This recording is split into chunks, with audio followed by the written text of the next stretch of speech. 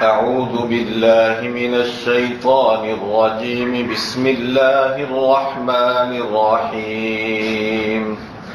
إن علينا للهدى وإن لنا للآخرة والأولى فأنذرتكم نارا تلظى لا يصلاها إلا الأشقى الذي كذب وتولى وسيجنبها الأتقى الذي يؤتي ماله يتزكى وما لأحد عنده من نعمة تجزى إلا ابتغاء وجه ربه الأعلى وَلَسَوْفَ يَرْضَى. صدق اللہ العظیم. اللہ رب العزت فرماتے ہیں اِنَّ عَلَيْنَا لَلْهُدَى،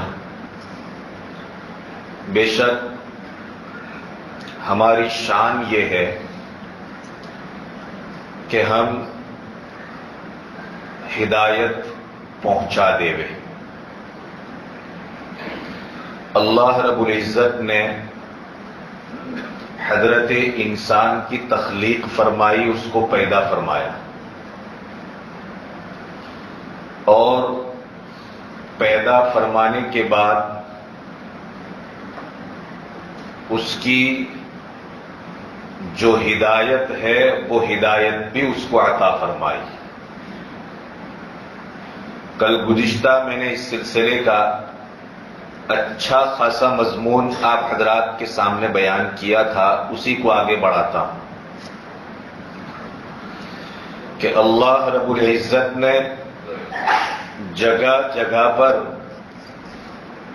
ایسی نشانیاں قائم فرمائی کہ جو حضرت انسان کے لیے ہدایت ہیں اور ہدایت کا سبب ہے.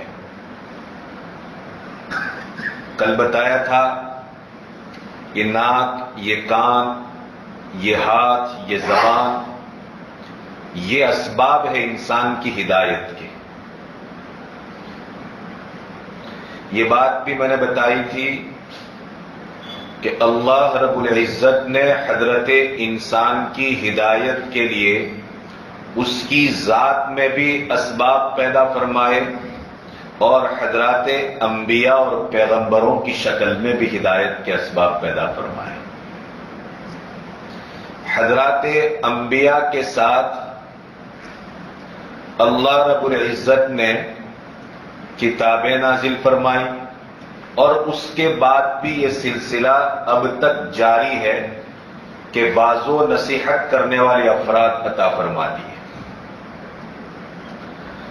قرآن مقدس نے اس مضمون کو ایک مقام پر بیان فرمایا کہ وَمَا نُرْسِلُ الْمُرْسَلِينَ إِلَّا مُبَشِّرِينَ وَمُنذِرِينَ. بہت شاندار مضمون ہے یہ. ہم نے رسولوں اور پیغمبروں کو بھیجا ہی اس لیے ہے تاکہ مبشرین و منذرین لوگوں کو ہدایت کے راستوں پر چلنے کی بشارتیں سنائیں اور لوگوں کو گمراہی کے راستوں پر چلنے سے ڈرائیں. انبیاء کو اور پیغمبروں کو بھیجنے کا بڑا ہی امپورٹنٹ مقصد، ویژن اللہ رب العزت نے اس آیت کریمہ میں بیان فرمایا کہ وَمَا نُرْسِلُ الْمُرْسَلِينَ، ہم نے رسولوں کو اسی لیے بھیجا ہے تاکہ وہ انسانوں کو بشارتیں سنائے جنت کی کہ اس راستے پر چلیں گے تو جنت کا راستہ ہے، وَمُنذِرِينَ اور جہنم سے ڈرائیں اور بچائیں کہ یہ راستہ اگر اختیار کیا تو جہنم میں جائیں گے. کیوں؟ اللہ رب العزت یہ چاہتے ہیں کہ وَمَا كَانَ لِأَحَدٍ، کسی انسان کے لیے عَلَى اللَّهِ حُجَّةٌ بَعْدَ الرُّسُلِ، کسی کے لیے بھی اللہ کے یہاں یہ حجت اور دلیل باقی نہ رہے کہ ہمارے پاس کوئی ڈرانے والا نہیں آیا، ہمیں ہدایت کا راستہ سمجھانے والا کوئی نہیں آیا۔ بعد الرسل، رسولوں کو بھیجنے کے بعد یہ گنجائش اللہ تبارک و تعالیٰ نے ختم فرما دی۔ کسی کے لیے اب کسی بہانے کی ضرورت، یعنی کوئی ایکسکیوز ہی نہیں کر سکے گا وہاں پر۔ پہلے نمبر پر تو آزاد دے دیے کہ کان دیے تھے اس لیے تاکہ ہدایت کی بات کو سنیں، آنکھیں دی تھی اس لیے تاکہ ہدایت کے راستوں کو دیکھے، زبان دی تھی اس لیے تاکہ ہدایت کی بات دوسروں سے پوچھ کر معلوم کرے، اور عقل دی تھی اس لیے تاکہ ہدایت اور گمراہی کے راستوں کو سوچے اور دونوں کے درمیان میں تمیز اور فرق کرے۔ وہ یہ نہیں کہہ سکتا کہ ما جاءنا من بشیر ولا نذیر، قرآن نے اس مضمون کو بھی بیان فرمایا کہ ہمارے پاس کوئی بشارت سنانے والا بھی نہیں آیا اور ہمارے پاس کوئی درد سنانے والا بھی نہیں آیا۔ اللہ کہتا ان علینا للہدی، ہمارے ذمے ہے ہدایت کو بیان کرنا۔ وقد جاءہم بشیر و نذیر، تمہارے پاس درد سنانے والے بھی آئے اور بشارت سنانے والے بھی آئے، کہیں سے بھی چھوڑا نہیں اللہ تبارک و تعالیٰ نے۔ پہلے بتایا کہ ہم نے رسولوں کو اسی لیے بھیجا تاکہ تم کو اچھا اور برا راستہ دکھلا دے، پھر فرمایا اس لیے بھیجا ہم نے تاکہ روز قیامت تم میں کا ایک فرد بھی یہ بات نہ کہہ سکے کہ ہم کو کوئی بتانے والا آیا ہی نہیں۔ اور پھر اللہ تبارک و تعالی مزید پختگی کے ساتھ اس بات کو ایک دم واضح کر رہا ہے اور بالکل اس ریئلٹی کو ڈسپلے پر لا رہا ہے کہ وقد جاءہم بشیر و نذیر، ان کے پاس یقیناً اللہ کے نبی اور پیغمبر آئے تھے اور ان کو یہ راستے بتائے تھے کہ یہ ہدایت کے راستے ہیں اور یہ ضلالت اور گمراہی کے راستے ہیں۔ اب کیا ہے؟ ان علینا للہدی، اب اگلا مرحلہ کیا ہے؟ اگلا مرحلہ اللہ تبارک و تعالیٰ بیان فرماتے ہیں کہ ہاں ہمارے ذمے ہے انسانوں کو ہدایت دینا، لیکن کب؟ اس مضمون کو قرآن نے ایک اور جگہ بیان فرمایا والذین جاہدوا فینا لنہدینہم سبلنا۔ اللہ کہتا ہے پہلے ہمارے ذمے ہے ہدایت دینا، ہدایت تم تک پہنچا دینے کی ذمہ داری ہماری ہے، لیکن کب؟ اس وقت جبکہ تمہاری طرف سے ہدایت کے راستے پر چلنے کی کوشش پائی جائے۔ بہت سارے انسان یہ سوچتے ہیں کہ ہدایت نہیں ملتی، ارے بھائی ہدایت کو پانے کی کوشش یہ ہماری ذمہ داری ہے۔ والذین جاہدوا فینا، اللہ تبارک و تعالیٰ فرماتے ہیں جاہدوا فینا، بہت امپورٹنٹ مضمون ہے یہ، جاہدوا فینا، ہمارے راستے پر چلنے کی کوشش تو کرو۔ اس پر اللہ تبارک و تعالیٰ کا ایگریمنٹ ہے، والذین جاہدوا فینا، جو لوگ بھی ہمارے راستے پر چلنے کی کوشش کرتے ہیں، کوشش تو کر سکتے ہیں نا، اللہ نے انسان کو مجبور نہیں بنایا ہے، اختیار دیا، پاؤں دیے، چل سکتا ہے، کدھر چلنا ہے اب تیرا اختیار، کہ یہ راستہ بالکل شاہراہ ہے، یہ نیشنل ہائی وے نمبر 8، یہاں سے چلیں گے سیدھے دہلی اور دہلی سے آگے والے راستے سے بنارس۔ سمجھ میں آ رہی ہے؟ لیکن یہ تمہاری ذمہ داری ہے کہ تم اب اس راستے کو اختیار کرو۔ والذین جاہدوا فینا، ہمارے راستے کے پر چلنے کی جو بھی کوشش کرے گا، اللہ تبارک و تعالیٰ سے بڑا گارنٹر کوئی نہیں ہو سکتا ہے، اس سے بڑی ضمانت کوئی نہیں لے سکتا ہے۔ بہت مضبوط ضمانت اور بہت ہی زبردست ایگریمنٹ ہے اس موقع کے اوپر، کوشش تمہاری ہوگی، لنہدینہم سبلنا، ہماری اب ذمہ داری ہے کہ ہم تم کو ہمارا سیدھا راستہ دکھلا دیں گے، ہدایت مکمل عطا کریں گے۔ والذین جاہدوا فینا لنہدینہم سبلنا، بہت شاندار بات ہے، اسی بات کو یہاں اللہ نے بیان فرمایا، پورے قرآن کا یہ گویا کہ اس آیت میں ایک خلاصہ ہے، ان علینا للہدی، ہماری ذمہ داری ہے تم کو ہدایت دینا۔ اسی لیے ایک اور مقام پر اللہ تبارک و تعالیٰ نے اس مضمون کو بہت شاندار انداز میں بیان فرمایا، ایک دم سے دماغ کھل جاتا ہے۔ والذین اہتدوا، وہ لوگ جنہوں نے ہدایت کے راستوں کو اپنا لیا، اختیار کر لیا.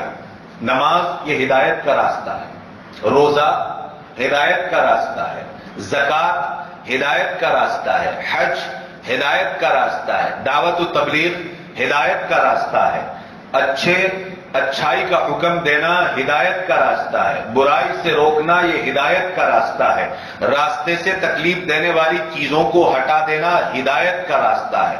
یہ جو بھی راستے، والذین اہتدوا، جنہوں نے راہ ہدایت کو اختیار کیا، کیا انعام ملے گا؟ اللہ تبارک و تعالیٰ فرماتے ہیں کہ زدناہم ھدی. اتنی پیاری بات ہے. تم نے ہدایت کا راستہ اختیار کیا تو ہدایت کو اور زیادہ ہم تمہارے سامنے کھول دیں گے. تم نے ایک بلب جلایا، ہم مرکیوری جلا دیں گے تمہارے راستے کے اوپر. زدناہم ھدی. اور اتنے پر بس نہیں کیا اللہ تبارک و تعالیٰ نے، لیتا جا. تیری طرف سے پہل ہوئی ہے، جب تک تیری طرف سے یہ بند نہیں ہوگا میری عطائیں بھی بند نہیں ہوگی. یہ اللہ تبارک و تعالیٰ کا احسان ہے اپنے بندوں کے اوپر. والذین اہتدوا، ہدایت کے راستے کو تم نے اختیار کیا. اور میں ایکسپیرینسیبل بات آپ کے سامنے رکھتا ہوں، بڑے تجربے کی بات آپ کے سامنے پیش کرتا ہوں کہ روزانہ مغرب کی نماز پڑھتے تھے تو 2 رکعت پڑھ کر باہر نکل جاتے تھے. اکثر ہوتا ہے نا. آپ اگر 2 کے بجائے 4 پڑھنا شروع کرو، چند دنوں کے بعد اوابین کی توفیق ملتی ہے کہ نہیں ملتی ہے؟ کر کے دیکھو. تہجد کی نماز انسان پڑھتا ہے، چند دن تہجد پڑھتا ہے تو اللہ تبارک و تعالیٰ کا گویا وعدہ ہے کہ تیری ہدایت میں ہم اضافہ کریں گے. اب اضافہ یہ ہوگا کہ پھر اشراق کی نماز کی بھی توفیق ملے گی. زدناہم ھدی والذین اہتدوا. ہمارا راستہ جو بھی اختیار کرے گا، جس نے بھی راہ ہدایت کو اپنایا، چن لیا، اللہ کا وعدہ زدناہم ھدی، ہم اس کی ہدایت کو بڑھائیں گے. اشراق کی توفیق ملے، اب چاشت کی بھی توفیق ملے گی. قرآن کی چند آیتیں پڑھی تھی، اب رمضان میں پورا پارہ پڑھ رہے ہیں. زدناہم ھدی ہے کہ نہیں؟ عام دنوں میں قرآن کبھی پڑھ لیا، بیٹھ گئے، صبح میں یاسین شریف کی تلاوت کر لی، جمعہ کے دن سورہ کہف کی تلاوت کر لی. لیکن آپ دیکھیں زدناہم ھدی، ہدایت کے بڑھاوے کا عالم اللہ تبارک و تعالیٰ کی طرف سے یہ ہے کہ انسان رمضان میں ایک نہیں کئی قرآن ختم کر رہا ہے. زدناہم ھدی. اور اس کے پر بس نہیں کیا ہے. کیا ہے؟ زدناہم ھدی وآتیناہم تقواہم، یا جس کا مضمون یہ ہے، اس وقت دوسرا جملہ ذہن سے نکل رہا ہے، زدناہم ھدی. ہم ان کی ہدایت میں اضافہ کرتے ہیں. اور وآتیناہم تقواہم، یا قریب اسی طرح کی آیت کہ اور ہم ان کو ان کا تقوی بھی عطا فرماتے ہیں. ہدایت بھی مل گئی اور ساتھ میں کیا مل گیا؟ تقوی بھی مل گیا. اور تقوی یہی تو انسان کو کہاں تک پہنچاتا ہے؟ جو ہماری گزشتہ آیتوں کا مضمون تھا، مقام صدیقیت تک پہنچاتا ہے. انسان کو صدیق بنا دیتا ہے، نبی تو نہیں بن سکتے. وَإِنَّ عَلَيْنَا لَلْهُدَىٰ وَإِنَّ لَنَا وَالَّذِينَ اهْتَدَوْا. اس کے بعد کی آیت مجھے یاد نہیں آ رہی ہے. زدناہم ھدی، معنی نکالو تو یہ آیت کریمہ والذین اہتدوا. اس کے بعد اللہ تبارک و تعالی ارشاد فرماتے ہیں کہ ان علینا للہدی. اب اس ہدایت پر کون انسان کامیاب ہوا، کون انسان ناکام ہوا، اس بات کا فیصلہ میں کروں گا، کوئی دوسرا نہیں کرے گا. کون حق پر ہے، کون ناحق پر ہے، کون صحیح ہے، کون غلط ہے، انسان تو اب فیصلہ نہیں کرے گا. کیوں؟ اس بنیاد پر کہ وَإِنَّ لَنَا لَلْآخِرَةَ وَالْأُولَىٰ. اسٹل کانکریٹ بات اللہ تبارک و تعالیٰ. لَنَا لَلْآخِرَةَ وَالْأُولَىٰ، دنیا اور آخرت کی پوری ملکیت کس کی ہے؟ ہماری ہے. اللہ کہہ رہا ہے اس دنیا کے بھی ہم مالک اور آخرت کے بھی ہم مالک. لنا وَآتَيْنَاهُمْ تَقْوَاهُمْ، یہ ہے نا. والذین اہتدوا زادہم ھدی وآتاہم تقواہم. یہ آیت تھی کہ وہ لوگ جنہوں نے ہدایت کے راستے کو اختیار کر لیا تو کیا کیا ہم نے؟ زادہم ھدی، اللہ تبارک و تعالیٰ نے ان کی ہدایت کو بھی بڑھا دیا، یعنی ہدایت کو اور زیادہ ڈسپلے کر دیا ان کے سامنے. وآتاہم تقواہم، اور اللہ تبارک و تعالیٰ نے ان کو ان کا تقویٰ بھی عطا فرمایا، اور تقویٰ بھی عطا فرماتا ہے. اور تقوی کے بغیر تو زندگی کہاں ہے انسان کی؟ کسی بھی گناہ سے بچنے کے لیے کیا چاہیے؟ تقوی، اللہ کا ڈر چاہیے. یہ ڈر گیا، اسی بنیاد کے اوپر تو مسائل ہیں. نماز چھوڑی کیوں؟ اسی وجہ سے نا کہ اللہ کے سامنے کھڑے ہو کر اس نماز کے چھوڑنے کا جواب دینا، یہ بات دماغ سے غائب ہوئی، اس لیے نماز چھوڑنا آسان ہو گیا. نعوذ باللہ، اللہ میری اور آپ کی حفاظت فرمائے. ایک نامحرم پر نظر اٹھی کیوں؟ اسی بنیاد کے اوپر کہ تقویٰ گیا. اس کے بغیر تو انسان کی زندگی نہیں ہے. بغیر تقویٰ کے انسان نہ نماز پڑھے گا، بغیر تقویٰ کے نہ انسان زکات دے گا، نہ کوئی کارہائے خیر انجام دے گا. یہ انسان کی کامیاب زندگی کا موسٹ امپورٹنٹ جز. اس کے بغیر انسان جو ہے اللہ کا پیارا اور اللہ کا محبوب بندہ بننا چاہے تو نہیں بن سکتا. ہدایت کے راستوں کو پانے کی کوشش کرنا یہ ہمارا کام، اس پر ہدایت کے راستوں کو کھول دینا اور پھر تقویٰ اور طہارت والی زندگی عطا کرنا یہ اللہ نے اپنے ذمے لے رکھا ہے. اب اس زندگی کے اندر کون کامیاب کون ناکام، اگلی آیت میں اس مضمون کو اللہ تبارک و تعالیٰ نے بہت ہی لطیف انداز میں بیان فرمایا ہے. بہت لطیف انداز میں اس کو بیان فرمایا. یعنی کہا جائے تو ایک ڈیپلی میٹر تھا جس کو اللہ تبارک و تعالیٰ یہاں پر کھول رہے ہیں. کیا ہے کہ وَإِنَّ لَنَا لَلْآخِرَةَ وَالْأُولَى، دنیا کی حکومت اور ملکیت بھی میری ہے اور آخرت کی حکومت و ملکیت بھی میری ہے. لہذا چلے گا تو کس کا چلے گا؟ اللہ کا چلے گا. لنا، ہمارا تصرف چلے گا اور کسی کا یہاں پر تصرف نہیں ہوگا. ہمارا ہی اختیار چلے گا. ہم اپنے اختیار سے کس کو کامیاب قرار دیں؟ ہم اپنے اختیار سے کسی کو ناکام قرار دیں. ہمارا چلے گا اس لیے کہ بادشاہت ہماری ہے، سلطنت ہماری ہے. وَإِنَّ لَنَا لَلْآخِرَةَ، اس لیے ہدایت کے راستے کو اختیار کرنے کے بعد بھی انسان کی ذمہ داری ہے کہ اللہ تبارک و تعالیٰ سے مانگے کہ اللہ اب تو مجھے کامیاب بنا دے. چونکہ کامیاب کون بنائے گا؟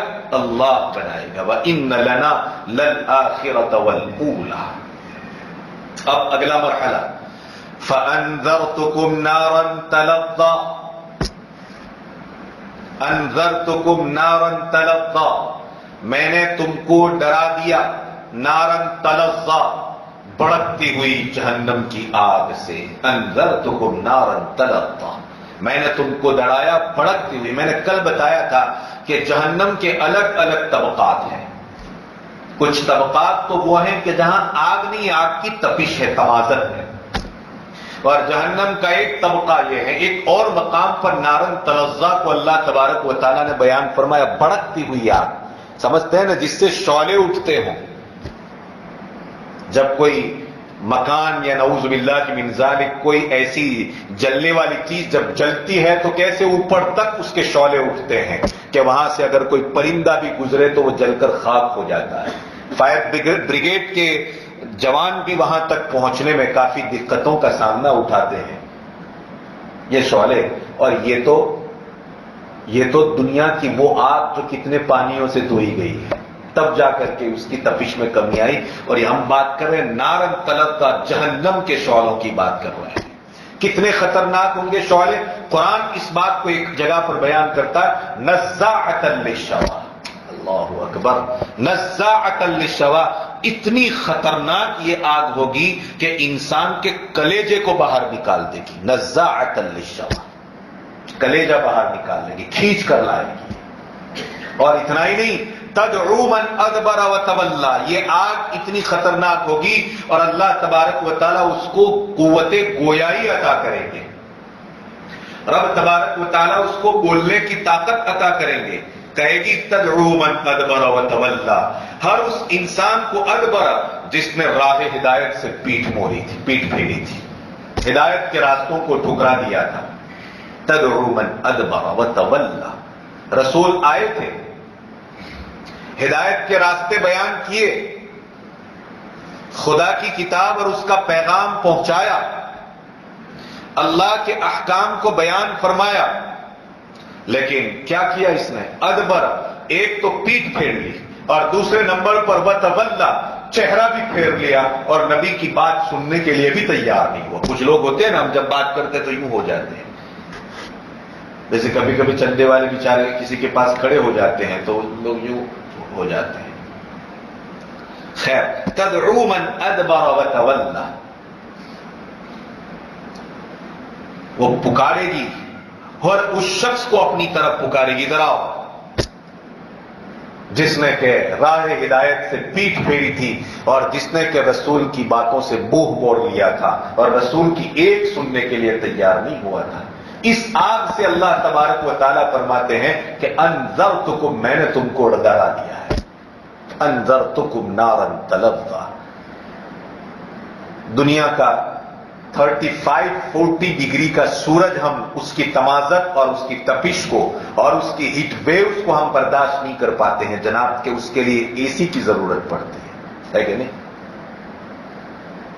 جب ہیٹ ویوز چلتے ہیں گرمیوں میں، خاص طور پر مئی جون میں، لو، گرم گرم لوہیں جس کو کہتے ہیں ہم لوگ، برداشت کر پاتے ہیں؟ نہیں کر پاتے. ہیٹ ویوز وہ تو ہزاروں میل کے فاصلے سے سورج کی کہ ویوز یعنی اس کی شعاعیں دھرتی اور زمین کے اوپر پڑتی ہے، اور جس کو لے کر کے ہواؤں میں گرمی اور حدت پیدا ہوتی ہے ہزاروں میل کے فاصلے سے. وہ انسان کے لیے ناقابل برداشت. اس کی باڈی اس کی وجہ سے ڈی ہائیڈریٹ ہو جاتی ہے، باڈی کا پانی ایک دم سے خشک ہو جاتا ہے، انسان کے اوپر کیا ہے، بے ہوشی طاری ہو جاتی ہے، انسان گر پڑتا ہے. کہتے ہیں اس کے اندر کا پانی کم ہو گیا ہوتا ہے نا، ڈی ہائیڈریٹ انسان ہو جاتا ہے. سورج اتنی لمبی مسافت اور اتنے لانگ ڈسٹنس سے اپنی شعاعیں اور اپنے ویوز ڈالتا ہے، اور حضرت انسان یہاں پر پریشان ہو جاتا ہے. اللہ تو اس مقام کے اوپر حضرت انسان کو جہنم کی اس آگ سے ڈراتا ہے جس آگ کے بارے میں اس کا کہنا ہے نارن تلظی. علماء نے لکھا ہے تلتہب، شعلہ نکالے گی، وہ تتوہج، ایک دم سے تپش ہوگی اس کے اندر. میں نے تجھ کو ڈرا دیا ہے. ہدایت کی راہ اپنا لے. ڈرانے کا مطلب یہ ہوا کہ ہدایت کی راہ اپنا لے، ایمان قبول کر لے. مضمون چل رہا ہے آپ کو معلوم ہے، صدیق اکبر کا ایک جانب میں، اور دوسری جانب میں امیہ ابن خلف. یاد ہے نا پورا مضمون، ہم کل دو تین دن سے لے کر چل رہے ہیں. اب سمجھئے اس کو. صدیق اکبر رضی اللہ تعالیٰ عنہ کے سامنے جیسے ہی دعوت پیش کی رسول اللہ نے، ایک لمحے کا انتظار کیے بغیر، بدون یہی تاخیر، میں نے کل بتایا تھا وداؤٹ اینی ہیزیٹیشن، چرا برابر جھجک کیے بغیر اور ایک سیکنڈ کے لیے بھی سوچے بغیر صدیق اکبر رضی اللہ تعالیٰ عنہ نے محمد رسول اللہ صلی اللہ علیہ وسلم کا کلمہ پڑھ لیا. کیا ملے گا ابھی بتاتا ہوں میں ان کے بارے میں. اور ایک وہ تھا ابو لہب، ابو جہل اینڈ کمپنی، اور خاص طور پر امیہ ابن خلف. کیا کرتا تھا؟ مسلمان غلاموں اور مسلمان لونڈیوں کو ان کو سزائیں دیتا تھا، ان پر زیادتی کرتا تھا، ان پر ظلم کرتا تھا. اللہ تبارک و تعالیٰ اس کو اور اس جیسے لوگوں کو، اس کو اور اس جیسے لوگوں کو قیامت تک چاہے کوئی بھی ہو، اس وقت ہے نا ہمارے اس ملک میں بھی اس طرح کے کچھ، اللہ تبارک و تعالیٰ فرماتے ہیں فَأَنذَرْتُكُمْ نَارًا تَلَظَّىٰ.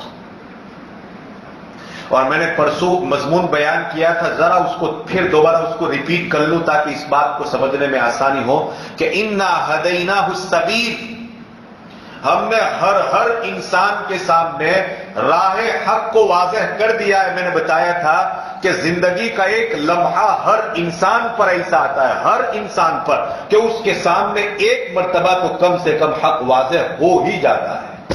بس اب یہ ہے کہ وہ قبول کرتا ہے کہ نہیں کرتا، یہ اس کا اختیار ہے. بتایا تھا میں نے پرسوں، ایک مرتبہ تو واضح ہو جاتا ہے دنیا کے انسان کے سامنے. قرآن کی زبان میں انا ہدیناہ السبیل اما شاکرا و اما کفورا، اس راستے کو اپنا کر خدا کا شکر گزار بندہ بن جائے، یا پھر اس راستے کو چھوڑ کر کے نعوذ باللہ من ذالک، اللہ ہماری نسلوں کی حفاظت فرماوے، و اما کفورا، پھر ناشکری کا اور خدا سے کفر کا راستہ اختیار کر لے. یہ اس مضمون کو ذرا ذہن میں رکھ کر اب بات کو سمجھیے کہ امیہ ابن خلف سے اللہ تبارک و تعالیٰ کہہ رہا ہے گویا کہ دیکھ فَأَنذَرْتُكُمْ نَارًا تَلَظَّىٰ، تیرے سامنے اب حق واضح ہو چکا ہے. ان الدین عند اللہ الاسلام، اس روئے زمین کے اوپر اگر کوئی معتبر دین ہو سکتا ہے، کوئی اوتھینٹک ریلیجیس اگر کوئی ہو سکتا ہے، تو صرف اور صرف کون سا ہو سکتا ہے؟ اسلام ہی ہو سکتا ہے. یہ بات ہر ایک کے سامنے باشگاف ہو چکی ہے، ایک دم واضح ہو چکی ہے، روزے روشن کی طرح واضح ہو چکی ہے، 2 اور 2 4 کی طرح واضح ہو چکی ہے. اب سن، اب بھی اگر نہیں مانتا ہے تو انذرتکم نارا تلظیٰ، میں تم کو بھڑکتی ہوئی آگ سے ڈرا رہا ہوں. کیوں؟ لا یصلاھا الا الاشقی، اس بھڑکتی ہوئی آگ کے اندر سوائے بہت بڑے بدبخت کے اور کوئی داخل نہیں ہوگا. ایک ہوتا ہے اشقا، بہت بڑا بدبخت، بد نصیب، ڈس اپوائنٹڈ، بہت بڑا بدبخت، بد نصیب. ایک ہوتا ہے اس سے نچلے درجے کا، اور ایک ہوتا ہے وہ بدبخت جو اس سے بھی نچلے درجے کا. یوں سمجھیے کہ کم درجے کا بدبخت، میں نے بتا دیا جہنم کے الگ الگ طبقات ہیں، وہ بھی جہنم میں جائے گا مگر اس کے لیے الگ طبقہ. درمیانی درجے کا بدبخت وہ بھی جہنم میں جائے گا اپنے اعمال کی بنیاد پر، اس کے لیے الگ طبقہ. لیکن نارن تلظیٰ، بھڑکتی ہوئی آگ، اور میں یہ تینوں درجے بھی آپ کے سامنے انشاءاللہ کھول دیتا ہوں. یہ بھڑکتی ہوئی آگ، شعلے مارتی ہوئی آگ کے اندر جو بدبخت داخل ہوگا وہ بہت بڑا بدبخت ہوگا. آپ کہہ سکتے ہیں کہ وہ کہا جائے تو rare of the rare criminal, crime کرنے والا، انتہائی خطرناک گناہ کرنے والا، ریئر آف دا ریئر، سمجھ رہے ہیں نا؟ بہت بڑا کرمنل انسان جس کو کہا جاتا ہے، کہ جہاں ملک کے لوگ جس سے پریشان ہو گئے ہوں اور ملک کا قانون بھی ایسے انسان کو اپنی گرفت میں لانے کے لیے چکر کاٹ رہا ہو، پھر جب پکڑا جاتا ہے تو پھر جو ہے عمر قید سنائی جاتی ہے. اللہ تبارک و تعالی اس مقام پر بیان فرماتے ہیں جہنم کا نارن تلظیٰ والا جو طبقہ ہے، اس طبقے کے اندر کون داخل ہوگا؟ لا یصلاھا الا الاشقی، اس طبقے کے اندر وہی داخل ہوگا جو اشقا، یعنی کہ سب سے بڑا بدبخت ہے. جیسے سعادت میں بھی 3 درجے ہوتے ہیں، سعید اور شقی، نیک بخت انسان، خوش نصیب انسان. اللہ کے رسول صلی اللہ علیہ وسلم نے ایک موقع پر فرمایا من سعادت المرء، انسان کی سعادت، نیک بختی اور خوش بختی میں سے ایک چیز یہ ہے کہ اس کو بیوی ملے تو اچھی بیوی ملے. سعادت مندی کا ایک درجہ میں بیان کر رہا ہوں، بیوی ملے تو اچھی ملے. اب یہ موقع اچھی بیوی بیان کرنے کا نہیں ہے. دوسرے نمبر پر مکان ملے تو اچھا مکان ملے، اور تیسرے نمبر پر آپ نے فرمایا سواری ملے تو اچھی سواری ملے. انسان کی یہ سعادت مندی ہے. 3 چیزیں اگر کسی کو اچھی سے مل گئی، یہ اس دنیا کا سمجھ لیجئے کہ جنتی انسان ہے، دنیا کا جنتی، دنیا میں جنت مل گئی اس کو. کیا کیا؟ اچھی بیوی، اور یہ مانگنی پڑتی ہے، ویسے راستے میں نہیں ملتی ہے. جی جوان بیٹھے ہوئے ہیں، مانگو اللہ سے، ملے گی. اور اس کے مانگنے کا ایک طریقہ میں بتا دوں. یہاں پر قرآن کی ایک آیت ایسی ہے کہ جس میں ہر طرح کا خیر موجود ہے. جس میں اچھی بیوی بھی بعض مفسرین نے تفسیر کی ہے ربنا آتنا فی الدنیا حسنہ. کیا اتنا یاد ہو سکتا ہے کہ نہیں ہو سکتا؟ ارے بھائی آپ تو بڑے بڑے گانے یاد کر لیتے ہیں. میں نے پرسوں کہا تھا فلم کے ڈائیلاگ یاد ہوتے آپ کو, ایکٹرز کے نام یاد ہوتے ہیں. کتنا یاد کرنا ہے؟ ربنا آتنا فی الدنیا حسنہ. اس میں بہت کچھ ہے, مال و دولت بھی ہے, عزت بھی ہے, اور نیک اور اچھی خاتون اور بیوی بھی ہے انسان کے لیے. اب بتاؤ مل گیا نا ایک آپ کو ایک دعا مل گئی مانگنے کے لیے کہ لوگ کہتے ہیں سب دعا کرنا کہ ایک اچھی لڑکی مل جائے. بھائی خود کرو پہلے, کیونکہ یہ آپ کی ضرورت ہے. مولانا سے بات میں کراؤ,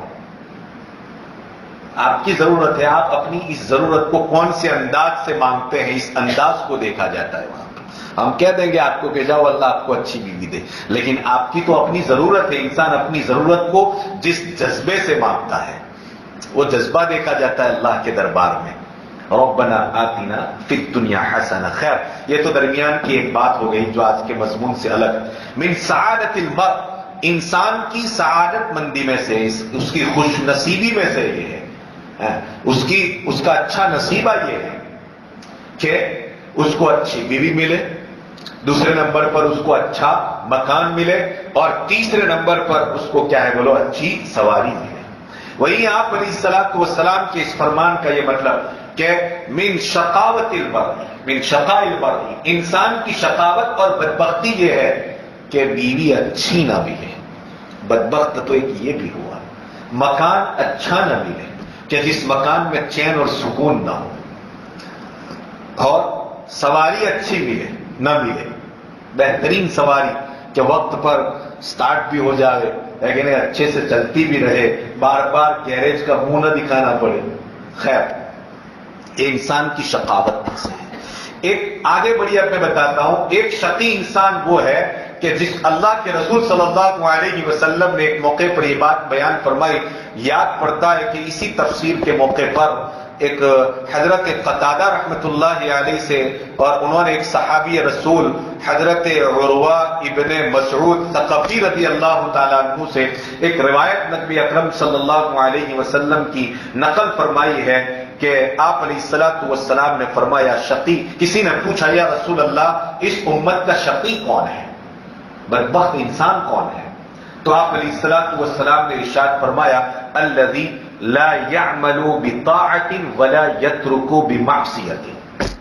الذی لا يعمل بطاعة, جو کبھی نیکی نہ کرے اور گناہ نہ چھوڑے. بات سمجھ میں آئی؟ نیکی نہ کرے اور گناہ نہ چھوڑے. ادھر نیکی کرنی ہے اور گناہ پہ گناہ کرتے چلا جا رہا ہے, یہ بدبخت آدمی ہے. ایک انسان وہ ہے بدبخت کہ جو نیکی بھی نہیں کرتا لیکن چھوٹے چھوٹے گناہ کرتا رہتا ہے, چھوٹے چھوٹے, اگرچہ وہ ان گناہوں پر اصرار بھی نہیں کرتا ہے. یہ ایک درجے کا بدبخت انسان ہے. کبھی زندگی میں کوئی اچھا سا کام کر لیتا ہے تو وہ نیکی اس کے ان چھوٹے چھوٹے گناہوں کو معاف کر دیتی ہے, بخشوا دیتی ہے. ان الحسنات یذہبن السیئات, قرآن نے اس کو بھی بیان فرمایا, ان الحسنات یذہبن السیئات, کہ انسان کی نیکیاں انسان کی برائیوں کو مٹا دیتی ہیں. اس نے چھوٹے چھوٹے گناہ کیے, ان گناہوں پر اصرار نہیں کیا, بار بار نہیں کیے, کبھی کبھی ہو گئے. اب ایسے میں وہ کوئی اچھی نیکی کر لیتا ہے, کوئی اچھائی کر لیتا ہے, کوئی نیک کام کر لیتا ہے, تو اللہ تبارک و تعالی ان کے اس نیک کام کی بنیاد کے اوپر اس کے گناہ کو مٹا دیتے ہیں, ختم کر دیتے ہیں. ان الحسنات یذہبن السیئات. یہ ایک درجے کا, جو نچلے درجے کا بدبخت ہوا. میں بتاؤں درمیانی درجے کا بدبخت وہ انسان ہے کہ جو صغیرہ گناہ بھی کرتا ہے, کبیرہ گناہ بھی کرتا ہے. روز قیامت اللہ تبارک و تعالیٰ کے سامنے حساب کے لیے کھڑا ہوگا. اتنے میں کوئی نبی, کوئی شہید, کوئی حافظ یا کوئی اللہ کا ولی اور مومن اس کی سفارش کر دیتا ہے. اللہ تبارک و تعالیٰ تھوڑی سی سزا دینے کے بعد اس کو معاف کر دیتے ہیں. یہ بھی ایک شقی ہے, جہنم میں تو جائے گا, مگر کون سی جہنم میں؟ اس میں نہیں جس کا بھی ہم نے تذکرہ کیا, نارن تلظی والی میں نہیں, بھڑکتی ہوئی آگ میں اس کا ٹھکانہ نہیں ہوگا, اس کا ٹھکانہ ہے جہنم میں. یہ تو کون سا ہوا بولو؟ شقی اور بدبخت دوسرے درجے کا، درمیانی درجے کا.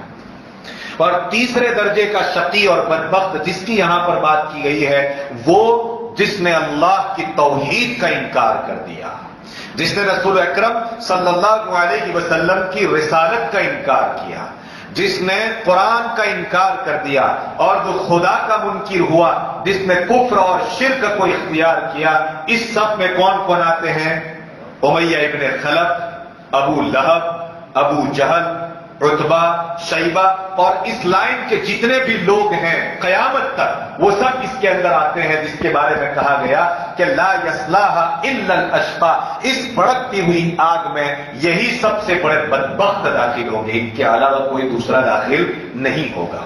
دوسرے گنہگار داخل ہوں گے مگر اس طبقے میں نہیں. کوئی اس غلط فہمی میں نہ رہے کہ یہاں جہنم تو صرف کافروں کے لیے ہے، مومن کو جہنم میں جانا.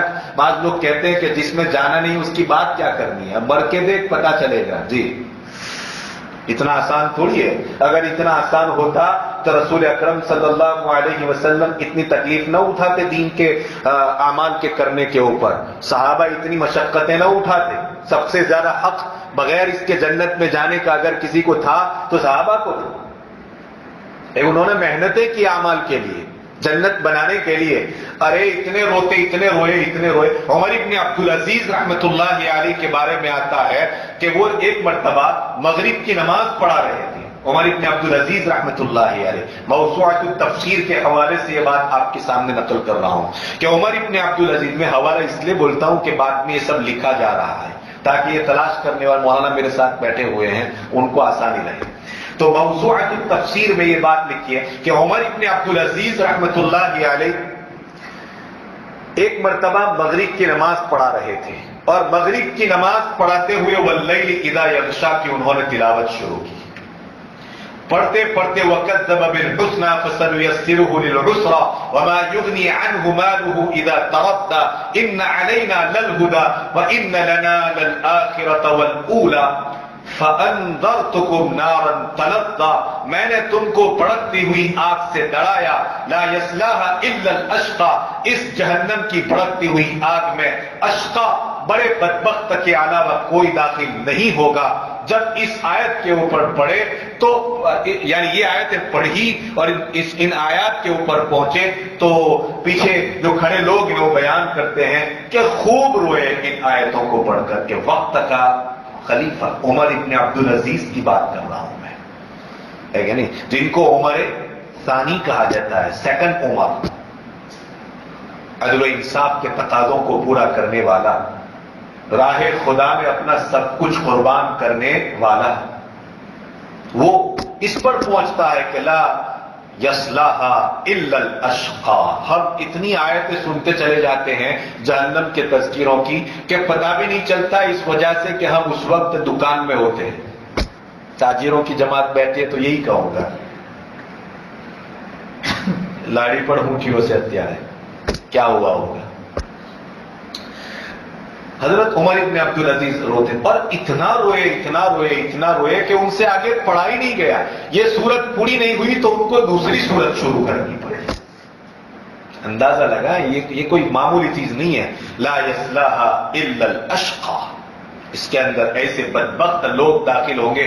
اللہ میری اور آپ کی حفاظت فرماوے اشقا بننے سے. اللہ مجھے اور آپ کو اتقا بنا دے. اتقا جس کا تذکرہ آ رہا ہے. اب کون ہے یہ شقی؟ اتنا بڑا بدبخت اشقا ہے کون؟ اس کی پہچان کروائی جا رہی ہے، اس کا انٹروڈیوس کیا جا رہا ہے اس کی پہچان.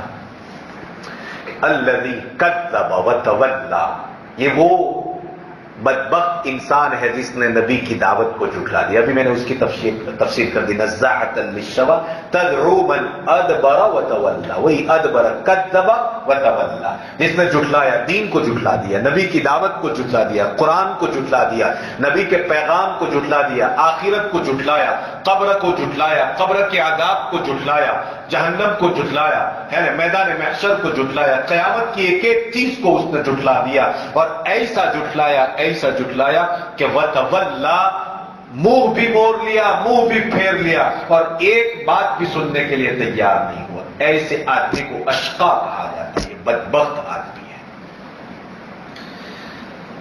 لیکن اس جہنم کی آگ سے ایک کو بچایا جائے گا، ایک صنف کو بچایا جائے گا، ایک قسم کو بچایا جائے گا. ان میں سب سے پہلا مصداق حضرت ابوبکر صدیق رضی اللہ تعالیٰ عنہ ہے.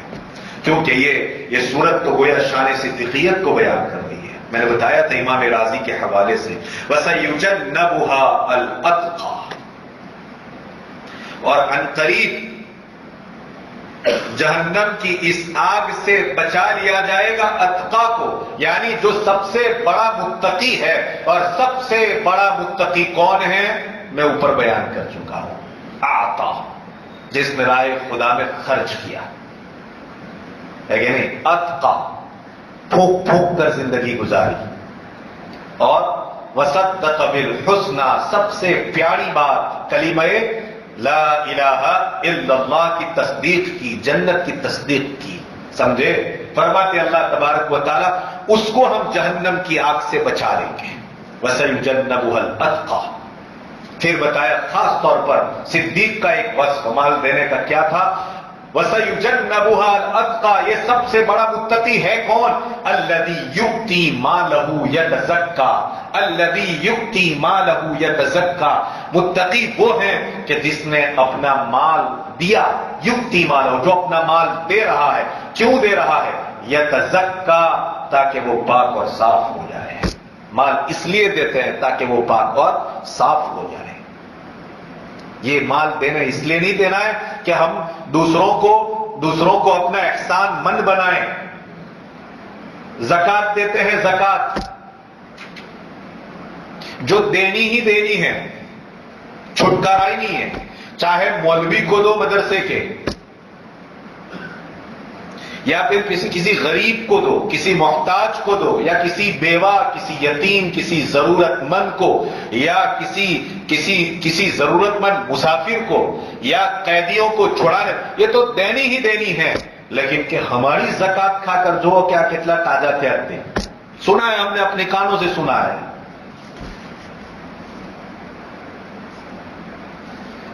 سوچنا چاہیے انسان کو. صدیق سے پوچھو کہ کیوں دیتے ہیں.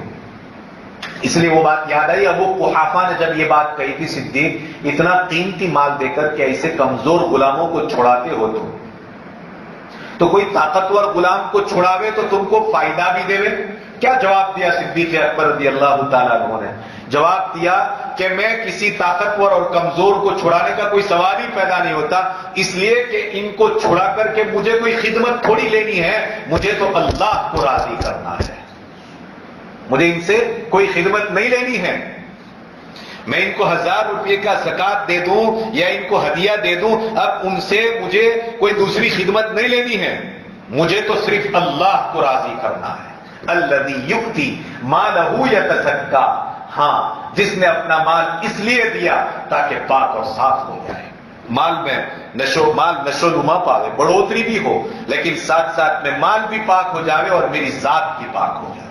یؤتی مالہ یتزکا وما لأحد عنده من نعمت تجزا.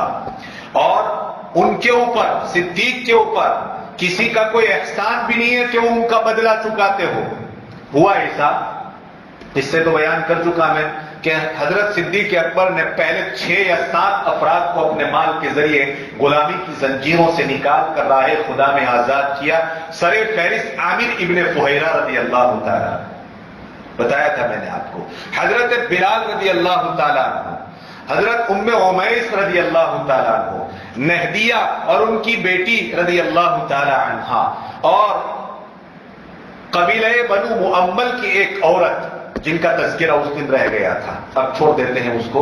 ان افراد کو صدیق اکبر نے جب چھوڑایا تو خاص طور پر حضرت بلال کو جب بہت ہی زیادہ مال دے کر کے چھڑایا تھا، امیہ ابن خلف کی غلامی سے ان کو آزاد کرایا تھا اور راہ خدا میں ان کو آزاد کر دیا تھا، تو اس موقع کے اوپر امیہ ابن خلف اور مکہ کے کافروں اور مشرکوں نے ایک طعنہ دیا تھا ابوبکر صدیق کو.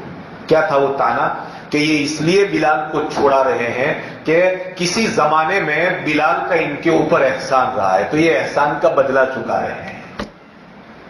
دیکھو نہیں ماننا ہوتا ہے نا تو بس کسی بھی صورت میں انسان کوئی نہ کوئی بات بنا کر پیش کر دیتا ہے کہ بلال کا احسان ہے کس پر؟ صدیق اکبر پر، اس لیے اتنا سارا مال دے کر کے۔ بلال بیچارہ ایک کالا کلوٹا غلام تھا، حبشہ سے آیا تھا، جس کا اپنا یہاں پر کوئی تھا نہیں۔ میں نے بتایا صدیق تو اتنے شریف تھے کہ صدیق اگر محلے میں کوئی قتل ہو جاتا تھا تو قاتل کے اوپر کتنا معاوضہ یعنی کتنی دیت آئے گی، ہے کہ نہیں، اس کو کتنا پیسہ اس کے اوپر جرمانہ عائد کیا جائے گا، اتنا بڑا مقام تھا، یہ صدیق طے کرتے تھے، اور پھر مال تو الگ تھا صدیق کے پاس۔ اب بلال نے ان کے اوپر کون سا احسان کر لیا؟ سمجھ میں آ رہی بات؟ قرآن نے اس کو رد کر دیا، ریجیکٹ کر دیا، اس آبجیکشن کو جو کافروں کی طرف سے کیا جا رہا تھا، اس کنفیوز تو نہیں بلکہ آبجیکشن، اس اعتراض کو رد کر دیا۔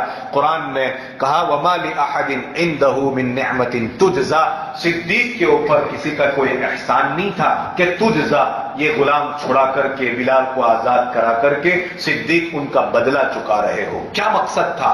قرآن نے مقصد بیان کیا، صدیق کا ایک ہی مقصد الا ابتغاء وجہ ربہ الاعلی، بس ایک ہی مقصد تھا کہ اپنے بلند و برتر پروردگار کی رضا کو حاصل کرنا، اپنے بلند و برتر پروردگار کی رضا کا حصول، بس مجھے کچھ نہیں چاہیے، مجھے تو اپنے رب کو راضی کرنا ہے۔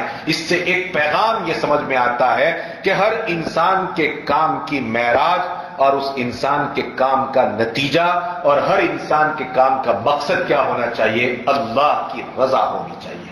میں تفسیر کر رہا ہوں، آپ تفسیر سن رہے ہیں، میرا آپ کا دونوں کا منشا اور مقصد صرف اور صرف کیا ہونا چاہیے؟ اللہ کی رضا کا حصول ہونا چاہیے۔ ہماری دعوت، ہماری تبلیغ کا ایک ہی منشا اور ایک ہی مقصد، ہمارے دارالعلوم، جامعات، حفظ قرآن، عالم ربانی بننا، بنانا، فاضل بننا، بنانا، اور یہ سب تگ و دو کرنا، ان سب کا ایک ہی مقصد ہے، اور وہ مقصد کیا ہے؟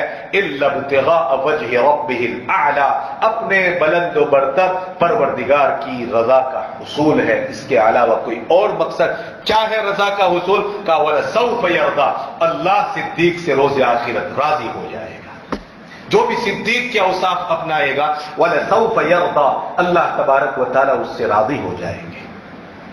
تو یہ تھا، اور بھی بہت کچھ تھا، اب میں چونکہ شان صدیق کو بیان کرتے کرتے اب جا رہا ہوں شان نبوت کی طرف، والضحیٰ میں شان نبوت کو بیان کرنا ہے، اور اس ضمن میں بہت ساری امپورٹنٹ کام جو انسان کی زندگی سے وابستہ ہے، انشاءاللہ والضحیٰ کے اوپر کل سنیں گے، پرسوں، کل جمعہ ہے، کل جمعہ ہے، پرسوں انشاءاللہ سنیچر کو، تیار ہیں آپ لوگ انشاءاللہ؟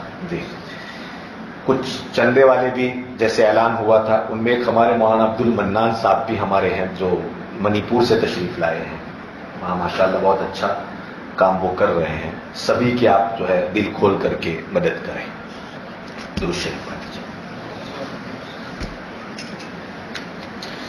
اللهم صل على سيدنا محمد وعلى آل سيدنا محمد وبارك وسلم۔ اللهم ربنا ظلمنا أنفسنا وإن لم تغفر لنا وترحمنا لنكونن من الخاسرين۔ ربنا آتنا في الدنيا حسنة وفي الآخرة حسنة وقنا عذاب النار وقنا عذاب القبر وقنا عذاب الحشر وقنا عذاب الفقر وقنا عذاب الدين واحشرنا يوم القيامة مع المتقين مع الإيمان واحشرنا يوم القيامة مع المتقين مع الأبرار۔ ربنا آتنا أفضل ما تؤتي عبادك الصالحين من فضلك۔ اللهم اهدنا لأحسن الأعمال وأحسن الأخلاق ولا يهدي لأحسنها إلا أنت، واصرف عنا سيئ الأعمال وسيئ الأخلاق ولا يصرف عنا سيئها إلا أنت، لا حول ولا قوة إلا بك۔ اللهم إنا نعوذ بك من جهد البلاء ودرك الشقاء وسوء القضاء وشماتة الأعداء، اللهم لا تشمت بنا الأعداء۔ اللهم آتي نفوسنا تقواها وزكها وأنت خير من زكاها، اللهم آتي نفوسنا تقواها وزكها وأنت خير من زكاها، أنت وليها ومولاها۔ اللهم آتي نفوسنا تقواها وزكها وأنت خير من زكاها، أنت وليها ومولاها۔